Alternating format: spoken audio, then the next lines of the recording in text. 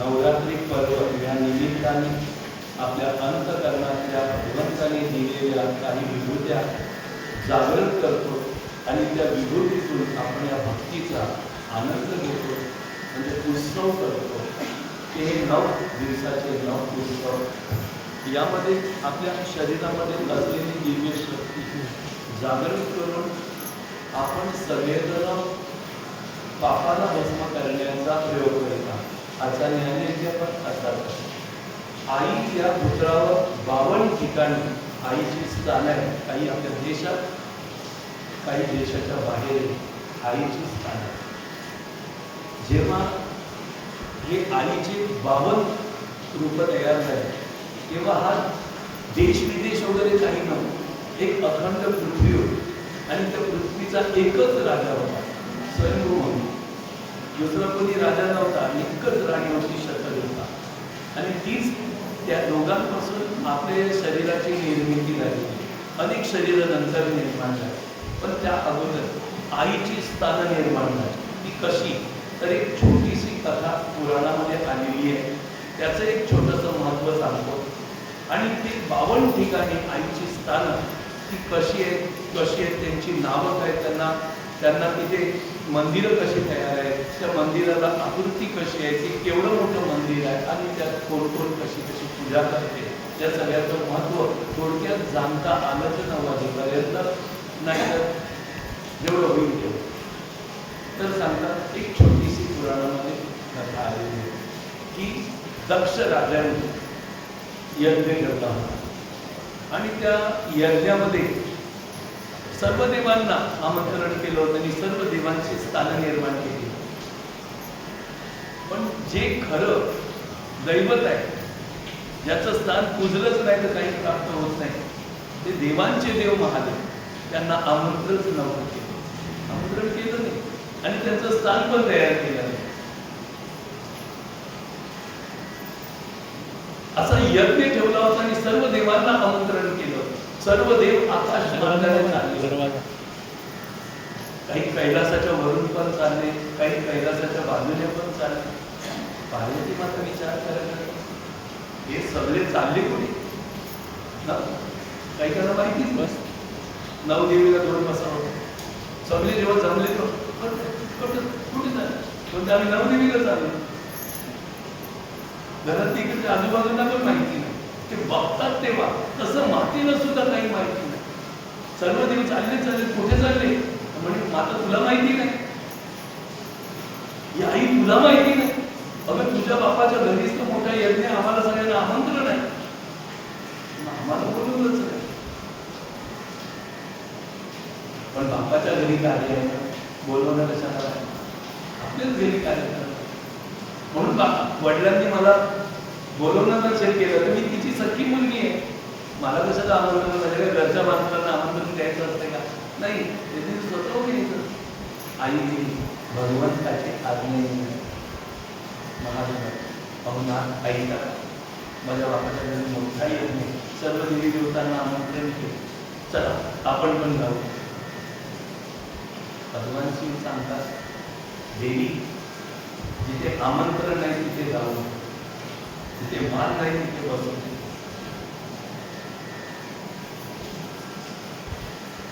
पाहुणं जाताना अशांच्याच घरी जा जिथे आपल्याला किंमत आहे. ज्याला किंमत नाही तिथे जाऊन काय फायदा नाही.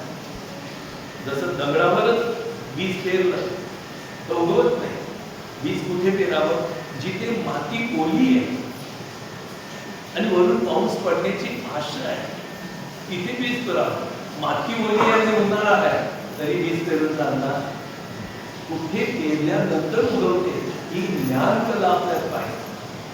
भगवान श्री सांगतात, जरी आपलं घर असलं पण तरी आपल्याला आमंत्रण नाही तर जायचं. कारण न आमंत्रण करण्याचं कारण त्यांच्या मनामध्ये आपल्याविषयी काहीतरी खंत आहे, तेव्हा ते आपल्याला आमंत्रण करत नाही. तर ते एवढा जीवलग जावई असून, जीवलग मुलगी असून तुला आमंत्रण केलं नाही म्हणजे तिथे काहीतरी गडबड, आणि गेलो तर होणारच आहे हे पक्क. काही लोकांना भांडणं करून मुलं वेगळी गेली एखादा मुलगा वेगळा गेला तर बापाने असं पण सांगून ठेवलं, मैताला सुद्धा त्याला तोंड बघायला बघू ना, हाकलून ना, अशी मुलांना स्मशानातून पळवून ना, असं पण आमचं युग आहे. काय होईल काय सांगता नाही, हे सर्व नाशिवंत समज आहे. ही संपूर्ण पूरहत्ताची सृष्टी आहे. याच्यावर जेवढा जीव लावणं तेवढं भयानक दुःख पुढे होईल, आणि जेवढं याला विटून आणि आत्म्यामध्ये रूप पाहून तेव्हाच आपलं सुख आहे. पण आत्म्यामध्ये आपलं जगत आहे आणि देहामध्ये आपली शिक्षा आहे. आपलं केलेले कर्माचं फल आहे. आपण काय शिक्षा केली हे आपल्याला माहिती नाही, कारण भगवंताने 3 घटक केले. जन्म दिलाय पण भूतकाळ आठवण नाही आणि भविष्याची आठवण नाही. तू जे कर्म करशील ते ह्या जन्मातच तुला भूतकाळाचं पण आलेलं असेल आणि तुझं भविष्यही घडत असेल, पण तुला हे ज्ञान होणार नाही. जर तुला ज्ञान हे तिन्ही ज्ञानाचं पाहिजे तर तुम्ही भ्रुकुटीमध्ये आत्मस्मरण, आत्मचिंतन आणि आत्मदर्शन करेल त्याला पुढे पुढे. मी भूतकाळात कसा होतो म्हणून माझी परिस्थिती आहे आणि मी आता असं वागतोय, भविष्यात माझं असं होईल, हे ज्ञान होईल. पण जो भ्रुकुटीमध्ये आत्मचिंतन करेल, बाकी आमचं आहे. जिथे मन परिवर्तन होते, जिथे मन सुधरते आणि परत बिघडते, जिथे मन सुधरल्यानंतर मन उन्मन जाते, ज्याला मनाचा मनपणा म्हणून जातो. एखादा राक्षस मेलेला बरा की थोडा मारून बेशुद्ध करून मग शुद्धीवर आल्यावर आपल्याला खायला आलेला बरा? बोला, राक्षसाला पूर्ण मारलेलं बरं का बेशुद्ध केलेलं? त्याला बेशुद्ध केलं तर तुम्ही बेसावध राहू नका, तो कधी पण येईल आणि मारेल तो आपल्याला. त्याला पूर्ण ठार करा. तसं मन मार के करो मैदा कहे गए दास कर. मनाला नुसतं जिवंत ठेवू नका, मनाला पिसून टाका, मन उन्मन करा. ज्याच्यातून मन निर्माण झाले त्याच्यात विलीन करा. जसं मिठाचं अस्तित्व नष्ट करायचं आहे तर ते ज्याच्यापासून निर्माण झाले त्याच्यात बोलका तर ते पाणी होते. तसं मन भगवंतातून आलेलं आहे, ते भगवंत याच्यामध्ये विलीन झालं तर ते भगवंत. प्रॅक्टिकल करा, थोडंसं अभ्यास करा. अभ्यासमध्ये नामस्मरण करा. नामस्मरणात मन ठेवा. मनाला इकडे तिकडे गुंतवू नका. तर हे मन आपलं शत्रू बनेल आणि याच्यासारखं शत्रू दुसरं कोण नाही. आपले शत्रू आपण गावात पाहतो, कुटुंबात पाहतो, जीवनात पाहतो, पण आपल्या शरीरात आपला शत्रू आपलं मनही आहे आणि आपलं मित्र पण तो बनू शकतो. पण मित्रता करण्यासाठी त्याच्याशी कसं वागावं आणि त्याला शत्रुत्व करण्यासाठी आपण कसं वागावं हे आपण ठरवायचं आहे. आणि हे ठरवण्याचं तत्वज्ञान आपल्याला मंदिरात सत्संगाच्या माध्यमातून मिळते आणि जो सत्संग ऐकायला कंटाळतो त्याला कधी ज्ञान नाही. कारण तो गुरुचं लेक्चर ऐकायला येणार नाही. पुराणातून संत लोकांनी आपल्याला काय समजवलंय ते प्रकरण समजून घेण्याचा प्रयत्न करणार नाही. त्याला पुढची दिशा कशी माहिती सांगावं. आज आपल्याला वृंदावनामध्ये जायचं होतं. अशी बुकिंग करून आपण वृंदावनामध्ये गेलो. त्या वृंदावनामध्ये जाऊन पहिला सगळं गाव ठिकाण बघितलं, अनुभव घेतला, इथे इथे इथे, आणि मग बुकिंग केली आणि मग आपण सगळेजण गेलो. तेव्हा सुखरूप वृंदावन झालं. कोणतं कर्म आपल्याला काय करावं, कसं करावं याची पहिला माहिती कोण देईल बरं? माहिती आपल्याला सत्संग देईल. सत्संगाशिवाय माहिती, अरे आज सत्संग नाहीये हे परमेश्वराचं रूप आहे. ज्याला कळेल तो रविवारी उपस्थित राहील, नाही कळेल त्याचं काय विचार. त्याची माया त्याला सतावते. माया म्हणजे काय? माया सतावत नाही, माया निमित्त आहे. आपलं दुष्कर्म आपल्याला सतावत. आपली या संसारावरची आसक्तीच आपल्याला केली. मग महाराज संसारावर आसक्ती नाही करायची का? करायची आहे ना, पण तो संसार तुझ्या बरोबर आहे का? बघ, धन दौलत मान प्रतिष्ठा पद, अरे शरीर पण पुढे नाही. नुसता हा भास आहे की मी आणि हे माझं, नुसतं मानलेला हा संबंध आहे. पुढे नाहीये, कोण अगोदर नव्हता, मध्ये निर्माण झालाय. ते माझं प्रारब्ध आणि कर्म पण आहे. हे हमेशा लक्षात ठेवणारा मनुष्य एक एक क्षण उपयोगात आणतो. आणि हे लक्षात ठेवत नाही ते कुटुंबात भांडत बसतात, तुझं माझं करत बसतात, मान सन्मानामध्ये फसत बसतात. आणि मान सन्मानामध्ये जो फसतो, आणि इतका मान सुद्धा खोटा आहे, अपमान सुद्धा खोटा आहे. काहीच नाही इकडे, नुसतं मन कालकुट्ट करून 84 लक्षाला जाण्यापेक्षा त्या मनाला उन्मन भगवंताच्या नामामध्ये करून संसारातून सुटलेलं बरं, मोक्षाला गेलेलं. पण या मनाला भगवंतात लावाल तेव्हा ना, आपण मनाला कुठे लावतो? चला सर्च करा, थोडस चिकित्सा करा. सकाळी उठल्यापासून ते संध्याकाळपर्यंत माझं मन कशात आसक्त आहे? ज्याने मला निर्माण केले त्याच्यात, की जे मला सोडून जाणार आहे त्याच्यात? जेव्हा शोधलं, संध्याकाळी सिंहावलोकन केलं दिवसभराचं, तर कळून आलं जो मला सोडून जात आहे त्याच्यातच माझं मन आहे. मी नाही म्हणून प्रॅक्टिकल आपल्यामध्ये करा. माझ्याकडे बटन बघायची गरज नाही ना, मी तुमचा शत्रू आहे ना तुमचा मित्र आहे. लक्षात आलं का? हा सत्संग तुमचा ईश्वर आहे आणि ईश्वर तुम्हाला मार्गदर्शन. रोज आपल्याला दिलेल्या बहुमूल्याला माहितीये, चोर खिशात मी पैसे ठेवतो, कधी अट पैसे ठेवतो, पण तीर्थाला जाता जाता असे चाकून बघतो, तेव्हा तीर्थाचा आनंद येतो. इकडचं गेलं का चापून बघताना पैसे बॅग मध्ये असेल आणि बॅग खाली ठेवलं तर वरती झोपत पण नाही. पैशावर लक्ष, कारण ते रक्षण आहे, त्याच्यावर माझं रक्षण आहे. ते गेलं तर गेलं. मग सांगा, आपल्या जीवनावर आपलं रक्षण करता कोण आहे? आत्मा, परमात्मा की असंसार? घडी घडी बघायचं माझं आत्मदर्शन, माझा आत्मसमा, माझे आत्मरूपी धन तर नष्ट नाही ना, आहे ना बघायचं. शिवी देताना निघून जाते, निंदा करताना निघून जाते, द्वेष करताना निघून जाते, तुझं माझं करताना निघून जाते, आलस्य करताना निघून जाते, झोपताना निघून जाते. हे सगळ्या गोष्टी केल्याने निघून जाते. अशा गोष्टींपासून झोपा, अति नको. कधी उठलं पाहिजे याचा पण विचार करा. नाहीतर जेव्हा उठाल तेव्हा वातावरण तुमच्या मनाला बिघडवणार असेल, तेव्हा मस्त उठाल आणि बिघडत ये दादा, तुला मी आज पाप करायला लावतो, मस्त. अशा वेळेला उठा की ज्या वेळेला आपल्याला सत्वगुण धारण करतो आणि आपला विकसित मन, विकसित बुद्धी, विकसित स्वभाव आणि प्रसन्न स्वभाव करतो. अशा वेळेला उठा. सूर्याची किरण येईपर्यंत झोपू नका, त्याला त्याचं पतन होणार. दिवस उजाडला तर मध्य, आणि तारा असताना उठतो ना तो उत्तम आहे. तो कधी बिघडणार नाही. जो तारा असताना उठतो त्याला कधी कोणी हलवू पण शकणार नाही. जर तारा असताना उठून साधना करतो त्याच्यासारखा 1 नंबर साधना, कोणी नवती साधना कोणत्याही प्रकारची असो, गायनाची असो, अभ्यासाची, विद्यार्थ्यांची असो किंवा प्रॅक्टिकल आत्मदर्शनाची असो, तो सफल झाल्याशिवाय राहणार. पण तारा असताना करून आता रातचे 12 वाजता टीव्ही ना मोबाईल करत निसतात, ती काय तारा असताना उठणार? जो तो मोबाईल राक्षस भूत पिछा सांगितलं तरी चालेल. जो पिछाच आहे, जो रातच्या हातात आला की सकाळ बिघडली. आणि तिथं फॅशनच झालं आणि प्रलोभन लावतो. फक्त इष्टा काय सांगतात ते आपण आपले हे टाकतो ना एकामध्ये, तर ते सगळे बघतात. त्याला काय सांगतात? स्टेटस. स्टेटस टाकतो. याला किती अहंकार आहे, त्याला आपला अहंकार. आणि हे किती जणांनी बघितलंय. कोण कोण नवीन आहे? अरे तिने बघितलं, तुला बटन आपलं आलं दिलं लुटून, तुला बघितले ते बघितलेलं नसते. ते फक्त आल्यावर येतेच ना, त्याच्यावर नंबर जातो. एवढ्या जणांनी बघितलं. मला पण कंटाळा आहे. तुम्ही असं असं असं करत तुम्हाला वाटतं गुरुजींनी माझं स्टेटस बघितलं.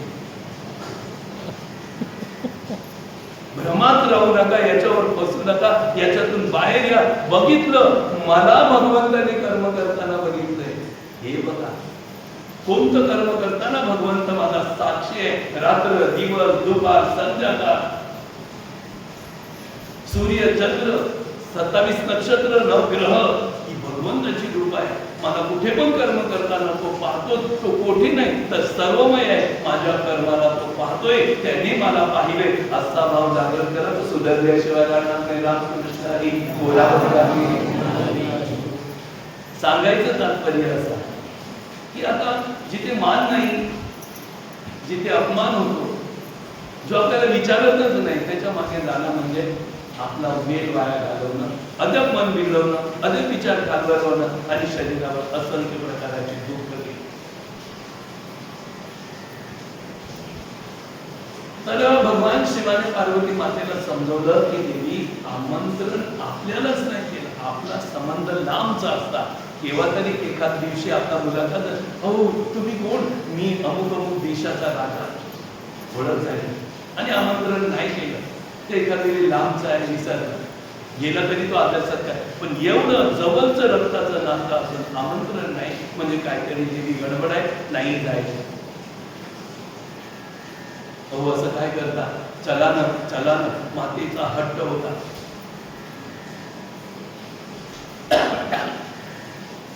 भगवान शिवाला अगोदरच माहिती होतं भूत भविष्य वर्तमान जाणणार आहे, तिकडे काय होणार आहे. देवी तू जाऊच नको, याच्यात आपलं भविष्य चांगलं आहे. तू गेलीस तर भविष्य बिघडेल, तू पण दुःखी होशील आणि मी पण दुःखी होणार. नको जाऊ, बोल मला पण दुःख होईल आणि तुला पण दुःख होईल. तिथे गेल्यानंतर दोघांना दुःख होणार आहे हे सत्य आहे. पण पती परमेश्वर आहे, त्यावेळेला काय होतं की मनुष्य आकर्षित होतो संसारात आणि पतीचा पण पिताचा पण आईचा पण अपमान करून आपण बसतो. त्यावेळेला आपण संसारात आकर्षित झालेलो असतो, आपल्याला दुसरं काही दिसतच नाही, मान सन्मान बाजूला. अशा वेळेला कधी कधी आपण संसारात आपल्या गुरुला सुद्धा आपण तोडून बोलतो. लक्षात ठेवा. पण ते गुरु कसे असतात, तोडून बोलणं तर समजणारे असतात, ते अंशुला करून राहतात. कारण इथे जगामध्ये कर्म फलच मिळणार आहे, ज्याचा जसा भाव तसा देव. सांगून सुधरत नसतो, प्रॅक्टिकल करून सुधरत असतो. गुरु फक्त रस्ता दाखवतो, त्या रस्त्याला चालायचं. किंवा एखाद्याचा ध्यास लागला आणि गुरु काहीच करत नसते, पण गुरुचा ज्याला ध्यास लागला ना, एखाद्या गुरुची शक्ती त्याच्यात आपोआप, साधनेची शक्ती आपोआप येते. पण तेवढा गुरुचा ध्यास लागणं म्हणजे या कलियुगात मुश्किल आहे. आपोआप ज्ञान. पुराण त्याच्यावर ग्वाही देतात, पुरावे आहेत पुराणामध्ये. महाभारतात पुरावा आहे, रामायणामध्ये पुरावा आहे, पुराणांमध्ये पुरावा. महाभारताचा प्रसंग काही ऐकलं का? गुरुने त्याचं ध्यान पण नाही, त्याला उलट बोलवून ना, पण त्याने गुरुचं ध्यान केलं आणि ते ध्यान पण मनापासून केलं, मन बुद्धी शरीर एकरूप केलं गुरुसेवेमध्ये. तर ती गुरुची शक्ती त्याच्यात होती. गुरुनी स्वतःहून ज्या शिष्यांना शिकवलं त्याच्याही पेक्षा पटीने जो गुरुच्या ध्यानाने शिकवलं. असंही आहे, पण ही विरला आहे, ते आपल्याला प्राप्त होणं मुश्किल आहे. तसा भाव जागृत करायला आता तुमच्यात पण असेल, विरलाच आहे. सगळे होऊ शकत नाही ना, सगळे होत असते तर काय, सगळे एकलव्य होतील का? होतील का? न करून सुद्धा, न भजून सुद्धा, न जाऊन सुद्धा, न देऊन सुद्धा आपल्या एका माता पिता आणि गुरुजनांमध्ये आपलं सर्वस्व आहे. पण हे करायला आणि हे मानायला आणि करायला पूर्वजन्माची पुण्याई पण लागते. भरपूर पुण्याचं कष्ट असेल तोच व्यक्ती या तिघांना देव मानतो. आणि भरपूर पुण्याई असेल तर एखादी पत्नी पतीला परमेश्वर मानते. भरपूर पुण्याई असेल तर पतीच्या रोज पाया पडते, पती म्हणजे परमेश्वर, पतीशिवाय माझं दुसरं कोण नाही. तिला सुद्धा देव चालत येतो भेटायला. पती परमेश्वर मानते त्या बाईला, तर सांगतात देवता सुद्धा काय करू शकत नाही, देवता सुद्धा तिच्या समोर थरथर कापतात. पण आज तुम्हाला ही संधी आहे, पण तुम्ही करणार थोडे. तुम्हाला या आधुनिक विज्ञानाने खाल्लं, तुम्ही पतीलाच नाचवत राहा. हो जा बटाटे घेऊन, हो जा कांदे घेऊन. आज माझी धर्मपत्नी नाही बोलू शकतो, मला कधी दया येते, अख्खा दिवस काम करते विचार, मी असं बसलेलाच असतो, ऑर्डर देतो. एक दिवशी गेलो, ते मी तुला धुवून देतो, चल चला तुम्ही नाही हात लावा, तुमचं तुम्ही काम करा, माझं तुम्ही असते धुताना म्हटलं करता नव्हतं.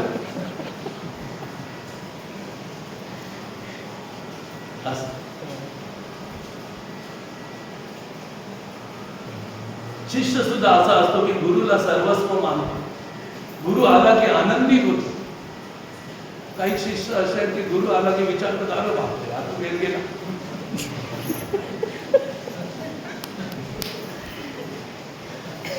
कचूर बाबा महाराज आले असं माहिती झालं की मी आल्हादित व्हायचो, आनंदित व्हायचो. हातातलं काम टाकून बाबांच्या जवळ असा मुंडल्यासारखा बसायचा, एकदम नम्र होऊन बसायचा. ते मोठे आणि मी लहान अशा भावनेने बसायचं. आता तुम्ही लोकांच्या मध्ये तर मी भाव बघतो, तुम्ही आले का गुरुला, तुम्हाला तुमच्याजवळ गुरुला नम्र व्हावं लागतं. गुरुकडे तुम्ही नम्र झाले. ज्ञान पाहिजे तर, अज्ञान पाहिजे तर मस्त आहे, चाललंय आपल्याला मिळते, काय सांगायची गरज नाही. शेतीमध्ये गवत पाहिजे तर काही मेहनत करायची नाही, फक्त पाऊस पडला की 2 महिन्यांनी कापाला जायचं बस. पण ध्यान पाहिजे तर कष्ट करावं लागतं, विचार करावा लागतं, प्रॅक्टिकल करावं लागतं, फार कष्ट आहे. मग भगवान शिव मातेला सांगत होते की देवी नको नको, इथे आपल्या दोघांना दुःख होणार आहे, दोघांना. शेवटी एखादी व्यक्ती अशी आहे की इथे पण तिचं मन नाही आणि इथे पण मन नाही, अशा मध्येच राहते. मग समाधान म्हणून सांगितलं, बघ मी तर नाही ना, तुला मी आज्ञा देतो, तू जा, पण माझी इच्छा आहे तुला तिथे दुःख होईल, तू नकोच जा. पण नाथांनी आज्ञा दिली म्हणून निघाली. नसतं सांगितलं तर पार्वती माता नसती गेली. पण तिचा हट्ट इतका होता की असं वाटलं भगवान शिवाला की आता जर इथे पाठवलं नाही तर एखाद वेळी इकडे जीव घालून जाईल आणि इथे आमच्यामध्ये मग अशांती तयार होईल. जर नाही पाठवलं तर, आणि पाठवलं तरी पण अशांती. आता दोन्ही बाजूने अशांतीच आहे, करायचं काय? आली या भोगाशी, आता असावे सादर. मग भगवानाने काही आली, जा तू, मी नाही येत. तुला मी नाही येण्याचं कारण तिथे गेल्यावर कळेल, आणि मग तुला कारण कळलं की इथे मी आलोच पाहिजे, तर मग तू आज्ञा कर मी.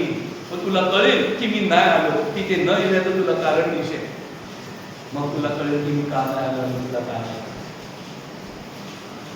पण भविष्य सांगून थोडं आपण मानणार आहोत. पहिलं आपलं अटलचं दिसते ते खरं, भविष्यात ते कोणी बघितलं ना, आता मिळते ते खरं ना. पण तो भविष्य धीराचं काम आहे. तिथे धैर्य पाहिजे, तिथे साहस पाहिजे, तिथे आत्मसत्तेची, आत्मसाधनेचं मोठं बल पाहिजे. तर तो भविष्याला नम्रतेने स्वीकारतो, आलेल्या दुःखाला स्वीकारून भविष्य सुंदर होण्याचं दूरच पाहतो. पण एवढी तपश्चर्या, एवढं धैर्य, एवढं साहस बनवायला पण कष्ट लागतात. कष्ट आहे ना, कष्टाशिवाय संत रामदास महाराज म्हणतात, आधी कष्ट मग फळ, कष्टची नाही ते नींद फळ. कष्ट करा. जेव्हा साधनेचं जो कष्ट करेल त्याच्यामध्ये या तिन्ही अवस्था सहन करण्याची ताकद येईल. आणि ज्याच्याकडे ताकद आहे त्याला दुःख सुद्धा शिवू शकत येतील आणि मुंडल्यासारखी स्पर्श करतील आणि निघून जाईल. आता आले, माझं काम करतो, नाही तर माझा महाराज मला बोलते म्हणून मी तुम्हाला असा स्पर्श करतो आणि जा. त्याला दुःखाला जो मानतच नाही त्यांना बरं. भूत पण त्यांच्या जवळ जातात जे त्यांना घाबरतात. जे घाबरतच नाही तर त्यालाच घाबरून पडतात. मी आजपर्यंत भूत नाही बघितलं. हाय नाही असं नाही, दुसऱ्यांना दिसतात, मला दिसतच. एक दिवशी मी प्रॅक्टिकल केलं, बघू कटा खंडरमधून रात्री मुद्दामून 1 तास लेट निघा, नावल निघते ना, चला बघू. दुसऱ्या दिवशी येतील लोक माझं प्रेत उचलायला, पण खरं न खोटं कळेल की नाही. तर लोकांना नुसतं भ्रम झालाय. गेलो, निघालो, पटपटी होती माझी, बरोबर अशी लाईट मारली, अशी लाईट मारली. कुठे काय कोण नाही, मी न ते जंगल न माझी लाईट आणि कालोख.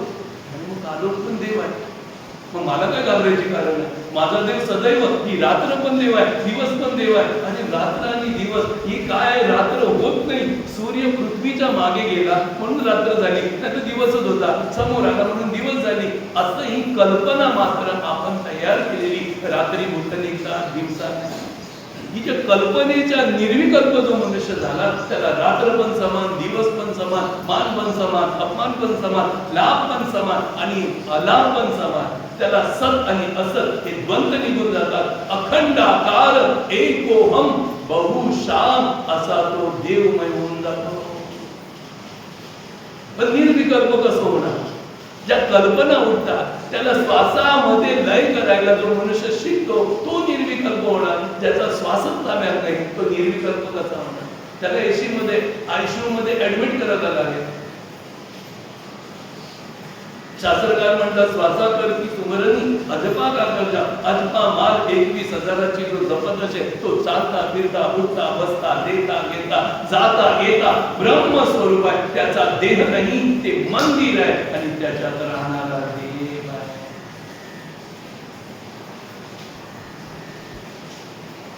पण जो श्वासाचा अभ्यास करतो त्याच्यासाठी हे मंदिर आहे. श्वासाचा अभ्यास नसेल करत, फक्त तोंडाने करतो, मनाने करतो, त्याच्यासाठी मंदिर नाही. देह देवाचे मंदिर, आत आत्मा परमेश्वर हो. देह देवा आत्मा आहे ना, तो आत्माच कोण आहे? आत्मा काय अशी एक वस्तू नाही की निघून जाते. आत्मा तर सर्वभौम आहे. तोच आत्मा बाहेरून या शरीराला चालवतो. आत्मा आतमध्ये नाही. मला सांगा, झाडाची शक्ती आहे, झाड उभा आहे, पण त्याला झाड सगळी बाजूने शक्ती पुरवते. मुलं तुटल्यावर झाड पडते. तसे श्वासोच्छ्वास संपल्यावरच आपलं जीवन संपतं. म्हणजे कोण होता?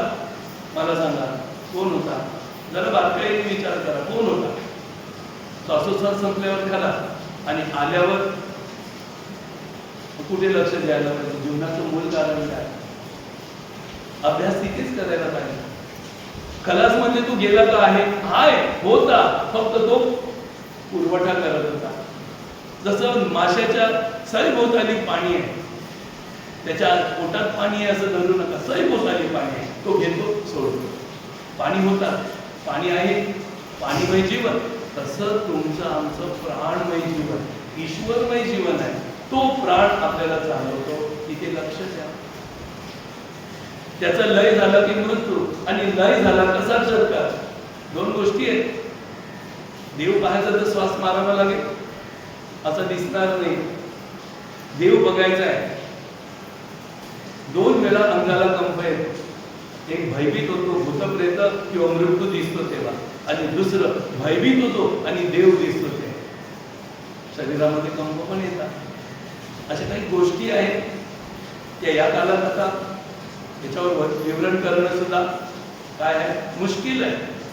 कारण तशी साधक आता नाहीये, तेवढी कोण साधना करत नाही. जो अंगाला कंप येईपर्यंत साधना नाही. बस कलियुगामध्ये त्याची गरज नाही. आता ती साधनेचं वर्णनच कशाला करा? कलियुगामध्ये नाम श्रेष्ठ आहे, नाम साधना श्रेष्ठ आहे, नामस्मरणच श्रेष्ठ आहे. कलियुगी नामस्मरणाने देव मिळतो. आणि सांगितलं पण आहे नाम संकीर्तन. पण ते नामसंकीर्तन कसं असलं पाहिजे की हे जगत सगळं माझ्या प्रभूच आहे अशा भावनेने आनंद उत्साहाने ते नामस्मरण पाहिजे. त्याचं नाम मतलबासाठी जपतो तो भक्त नाही, तो भुक्त आहे. काही माणसं मतलबासाठी जगतात. एवढे झाले की मला असं नाही, एवढं केलं की पुढचं माझं असं. अरे नाम भगवंताशी माझा माय लेकाचा संबंध आहे. त्यात मोबदला काय मागायचा? मला सांगा, तुम्ही लहानाची मुलं मोठी केली तर मुलांना मागितल्यावर दिलं का न मागता तुम्ही दिलं? मागितलं तर दिलं, पण न मागता पण दिलं की नाही? म्हणजे मुलांनी नाही मागितलं तरी मुलाला नाही समजत भविष्यात ते तुम्ही दिली.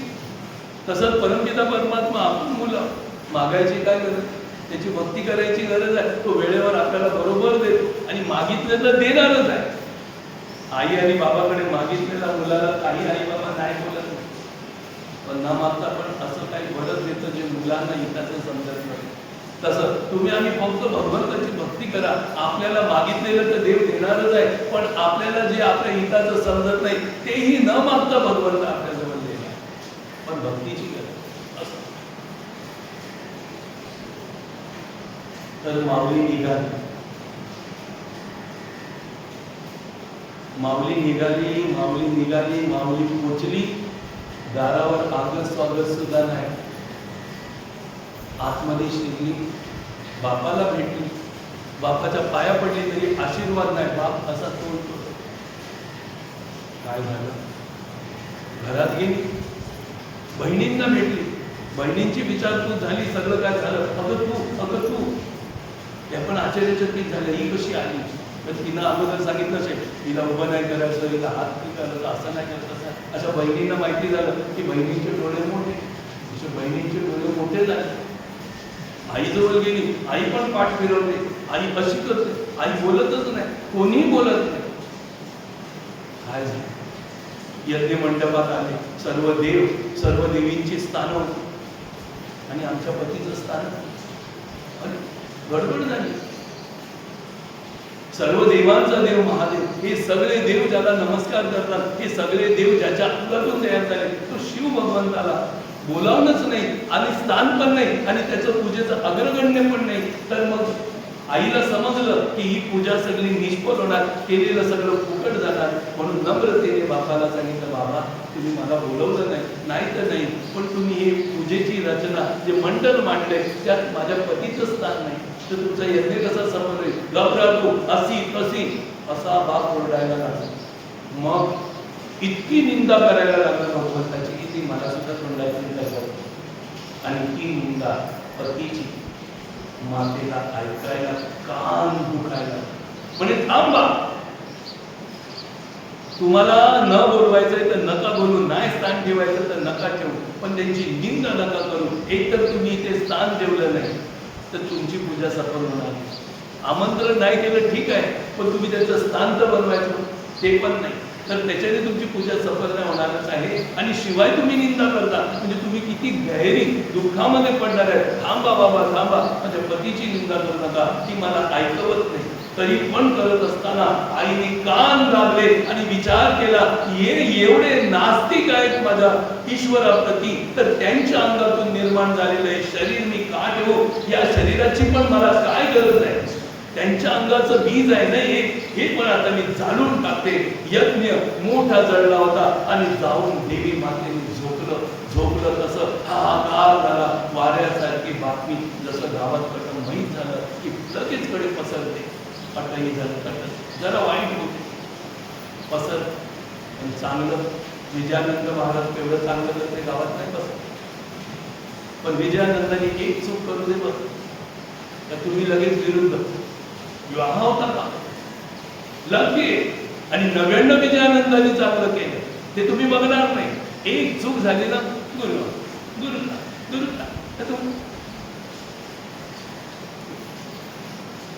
हे कलियुग आहे. 99 ठेवतात झाकून आणि एक बघतात वाकून. त्यांना यमदूत नेतो मारून, पक्का घासून घेतो. कधी पण 99 वाईट असते, एक चांगलं असते.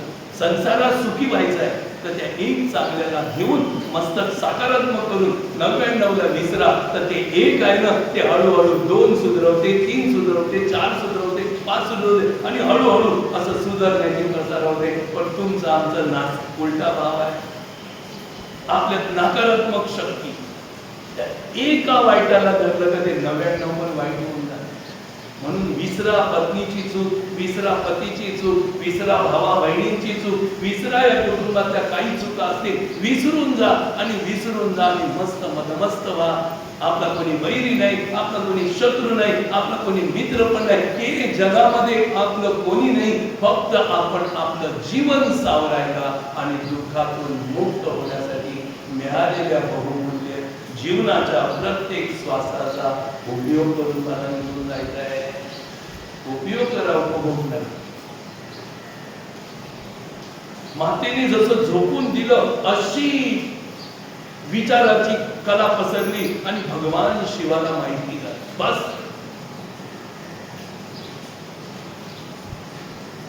भगवान शिवाने उठले आणि जटा आपटल्या, तांडव नाद केला आणि जटा आपटल्या. त्या जटातून वीरभद्र निर्माण. तो वीरभद्र, त्याची पण एक सुंदर कथा आहे. तो तर तुमच्या आमच्यापेक्षा खालच्या दर्जाचा माणूस होता. त्याला वीरभद्रापर्यंत तो पोचला आणि आज जगामध्ये पूजला जातो. त्या वीरभद्राची कथा सुद्धा फार सुंदर आहे. वीरभद्र म्हणजे तो देव नव्हता, तुमच्या आमच्यासारखा सामान्य माणूस होता, नास्तिक होता. दुराचारी पापाचारी जीव होता, पण भगवान शिवाच्या भक्तीने तो कुठच्या कुठे पोचला आणि मग त्याला भगवंताने आपल्या जटेतून प्रगट केलं. तो वीरभद्र, जेव्हा तो वीरभद्र त्याला आज्ञा दिली, जा यज्ञ विध्वंस कर आणि जे समोर येतील त्यांना खात्म कर, नम्र होतील त्यांना सोडून दे. तो वीरभद्र पण शिवासारखा होता. यो असा वाऱ्यासारखा, जसा वादळ आलं, लाईटी गेल्या, तसा वादळासारखा गेला तिकडे आणि त्या यज्ञाला सगळे विध्वंस केले. सगळे देवता थरथर कापायला लागले. काही देवता समजदार होते, ते नमस्कार करून निघून गेले. काही देवता अहंकारी शिशुपालासारखे होते, दुशासनासारखे होते, दुर्योधनासारखे होते, ते दटून राहिले. त्यांना खात्म केलं आणि सांगतात की दक्ष राजाला सुद्धा सोडलं नाही, त्याचं चिरचंड करून टाकलं. किती ताकद तू आम्हाला पण मिळू शकते भक्तीने. कशाने मिळेल? भक्तीने मिळेल. आज आपल्याकडे ताकद नाही. आज आपल्याला बायको भारी आहे, नवरा भारी आहे, भाऊ भारी आहे, कुटुंब भारी आहे, समाज भारी आहे, आपली परिस्थिती भारी आहे, पण ही भारी नाही. तपश्चर्याने यांना सगळ्यांना खाली टाकून आपण वर जाऊ शकतो, महान बोलू शकतो. पण भक्तीने कसं कर्म केलं पाहिजे, ज्ञानाने होऊ शकतं. हे ज्ञान आणि भक्ती कुठून तरी शिकायची असते. ती आपोआप पुस्तक वाचून समजत नाही. पण तुम्ही आणि त्या पुस्तकामध्ये फक्त दिशा दाखवणार आहे. मला सांगा, पुस्तकामध्ये चाय बनवायचा लिहिले, मला सांगा लिहिले, चहा प्यायला मिळेल, काय करावं लागेल? कृती करावीच लागेल ना. मग जो आनंद आहे तो कृतीने. कृती कशी करायची ती माहिती वेद उपनिषद देतात. त्यांना पण पुढे परमेश्वराचं ज्ञान नेती आहे. म्हणून संत म्हणतात, बाचा मगर पूजा नाही, गैर मन की डोर, पारस तक पहुंचा नहीं रहा धमका, चार सुने छे पड़े 18 के पण जब तक सच्ची गुरकिल्ली आत नहीं तब तक बड़े बड़े भाग. ध्यान तर समजून घ्यायचं, ध्यान तर समजून घ्यायचं नाही. मग काय करा, सगळ्यांचा चिरछेद करून टाकला आणि सगळं विध्वंस केलं. शरण आलेल्यांना सोडून दिलं, नाही सगळ्यांचं विध्वंस केलं. ती कथा आता थोडीशी पुढे संपवली. हे जे सांगायचं तो विषय आहे. आणि मग भगवान शिवाने त्या अग्नीतला देव उचलला आणि पार्वती मातेला घेऊन रडू लागले, शोक करू लागले, असे तसे. आणि त्यांनी असा घोर तांडव नृत्य केले की सर्व देव घाबरले. आता हे सगळं विध्वंस होईल, हे सगळं जळून जाईल. आता काय करायचं? मग देवता सगळे जण ब्रह्मदेवाला शरण गेले. ब्रह्मदेव भगवान विष्णूला शरण गेले. भगवान विष्णूने आता यांचं एकच काम आहे, जोपर्यंत सती समोर आहे तिथपर्यंत हे आपलं रुद्र रूप बंद करणार नाही, यांचा जाल संपणार नाही. आपलं काय बरी करत नाही, हे आईचं देह नष्ट केला पाहिजे. मग भगवान श्रीकृष्णाने, भगवान विष्णूने चक्र टाकलं आणि सोडलं आणि आईच्या देहाचे तुकडे करून तुकडे असे उडवले. भगवान शिवा जवळचा देहच नाही झाले. ते 52 तुकडे झाले आणि ते 52 तुकडे या पृथ्वीवर सगळीकडे पडले. तिथे तिथे आईचं पिंड तयार झालं, आईचं स्थान तयार झालं. आई तिथे तिथे आहे. आता ती कशी आहे, कुठे कुठे आहे, सगळी माहिती या ग्रंथात आहे.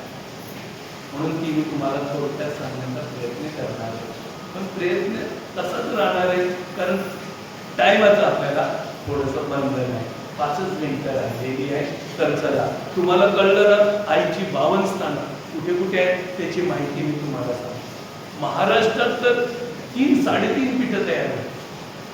आईची 3.5 पीठं महाराष्ट्रात आहे आणि महाराष्ट्र भाग्यवान आहे. आणि महाराष्ट्रात जे जन्माला आले तेही भाग्यवान आहे. महाराष्ट्रात येऊन जो दारू पित असेल तो दुर्भाग्य आहे, जो जुगार खेळत असेल तो दुर्भाग्य आहे, जो आईला भांडून बोलत असेल तो दुर्भाग्य आहे, जो पत्नीला मारत असेल तो दुर्भाग्य आहे, किंवा जी पत्नी नवऱ्याला ताब्यात ठेवत असेल ती दुर्भाग्य आहे, कुटुंबात मिळून राहत नसेल तो दुर्भाग्य आहे. अरे या महाराष्ट्राच्या पावनभूमीमध्ये 3.5 पीठं शिवाय संत आणि आत्मज्ञानाचा असा प्रचार झालेला आहे. आणि त्या महाराष्ट्रात तुम्ही जर आम्ही कुटुंबात एकमेकांशी शत्रुत्व करत असू तर या जगामध्ये आलेलं तत्व अमृत आपण काय प्राप्त केलं, आपण काय समजून घेऊ? म्हणून कुटुंबात भांडू नका. मी हमेशा एकच वाक्य म्हणतो, या भांडणाने आपलं जीवन बर्बाद होणार आहे, आपला जन्म वाढणार आहे. हे कुटुंब गेल्या जन्मात पण होतं, भांडत आलो म्हणून आज पूरकतात आहोत. आणि जर आता चुकवायचं आहे तर कुटुंबात मिळून राहा, आनंदाने राहा, एकमेकाची सेवा करत राहा, प्रेम करत राहा, खुश राहा, सगळ्यांशी हसत राहा, ठगगिरी करू नका कोणाची. मन मोकळेपणाने आपलं जीवन जगा. कारण या जगामध्ये आपल्याला राहायचं नाही, हे जग आपण सोडून जाणार. आपण कुठे जाणार, कसे जाणार, किती जाणार, काय घेऊन जाणार. चला, ज्याच्यावर तुम्ही जीव धरलाय त्याला नुसते पाहतच राहा. आता कोणी बंगला बांधला तर तो बंगल्यात राहणारा पण बंगला बांधतो ना. मला चाय प्यायला बोलवलं का मी वाचून सगळं बघतो. आता दोघं जण आम्ही ढगल गेलो, त्यांनी नुसता बंगला बघितलेला आणि गादीवर बसलेला, मी पण बंगला बघितला आणि गादीवर बसलो. त्याच्यातनं माझ्यात काय फरक? पण मी त्या बंगल्यावर जीव नाही धरला म्हणून पुण्य जास्त, त्यांनी जीव धरला म्हणून तो परत त्या ठिकाणी जन्माला झाला. आता पुण्य आहे तर नातू बनतो येणार, आणि पाप आहे तर झुरळ बनणार, पाल बनणार, मुंगा बनणार, कुत्रा बनणार, लेडीज असेल तर कुत्री बनणार, त्या घराच्या आसपासच राहणार. बाहेर निघाला, कुत्री सांगे म्हणजे कुत्री कोण आहे? त्याची आजी पणजी.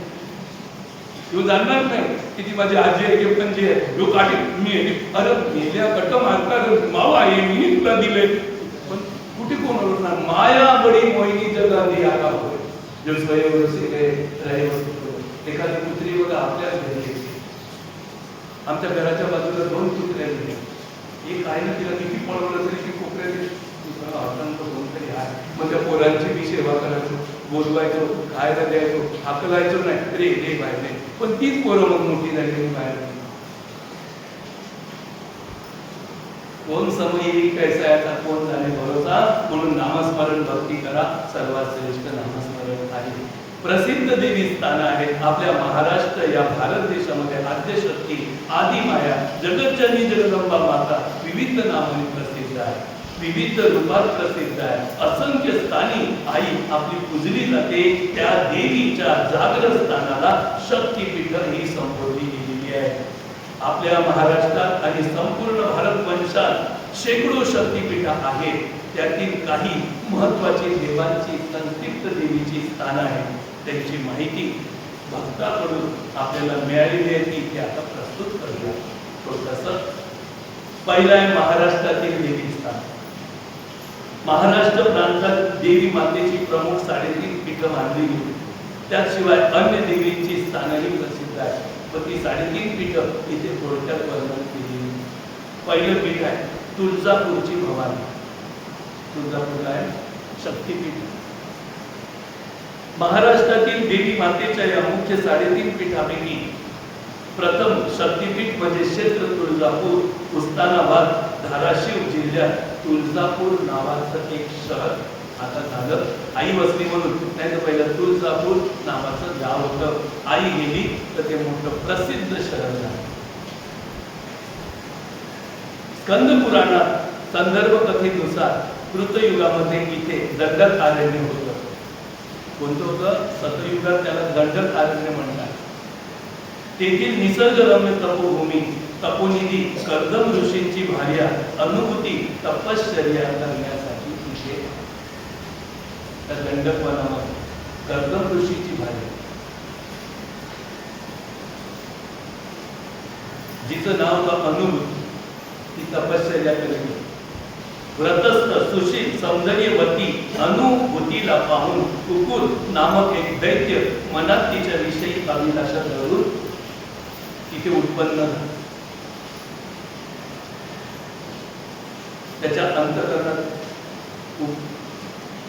उपभोगण्याची इच्छा उत्पन्न झाली. ज्याचं मन बाहेर आहे, लक्षात ठेवा काय सांग, ज्याचं मन बाहेर स्त्रीचं पण आहे आणि पुरुषचं पण, ते बाहेरच्या मध्ये आकर्षित होते. ज्यांचं मन अंतःकरणामध्ये त्या बाहेरच्या संबंधाला धर्मप्रमाणे मानतं आणि आचरणात, पण ज्यांचं अंतःकरण आतमध्ये शुद्ध नाही ते बाहेरचे संबंध माहिती आहे नाही बाहेरचे संबंध कसे असतात. एकदा पेपरमध्ये बातमी आली होती की एक मुसलमान एका हिंदू मुलीचा भाव झाला होता, राखी बांधली, पण त्या एड्याने तिच्याशी लग्नाची मागणी नाही सांगितलं तर तिचा खून केला. असे बाहेरचं जगत मन असं बेकार घाणेरडं आहे, जे घाणीमध्ये रमते. घाण वस्तू आहे काम वासना. तुम्ही तर लग्न झाले, तुम्हाला अनुभव आहे, तुम्ही लग्न झाले, घाण वासना आहे. त्या वासनेसाठी काय काय होतं. स्त्रियांचा काय आहे तो रक्त जिकडनं स्त्राव होतो त्याच्या भोगाला महत्व आपण देतो. ती वासना आहे म्हणून पहिला शत्रू आहे तो काम. 6 विकारांमध्ये पहिला शत्रू आहे का, ज्याने कामच नाही जिंकलं, त्याचं या जगामध्ये भक्तीच नाही काम. वासना मारून शुद्ध करा मन देहांकित व्हावे, वस्तूशी ओळखावे वेळोवेळा ओळखावे वस्तू, सांडारे कल्पना नका आड राना जाऊ जणी जाल कोठे, बुडवान हित विचारी मनांत आपुलिया जीवे शिवा शिवा. तो काम कोणाला आवडू शकत नाही म्हणून त्याला एक नियम दिला की धर्म पत्नी शिवाय इतर ठिकाणी तुला महादोष लागते. धर्मपती शिवाय इतर ठिकाणी आकर्षित ती नारी भयानक दुःखात जाईल. म्हणून त्याला नियंत्रित ठेवलं की एवढ्या पुरता प्रजा पाहिजे, सृष्टी चालली पाहिजे. म्हणून जगत निर्माणासाठी त्या कामाला एक नियंत्रित केलं आणि त्याचा धर्म ठेवला. त्या धर्मात उत्तम सोय अशी स्वर्ग सुख ठेवलं, अमृत अनुभव ठेवला.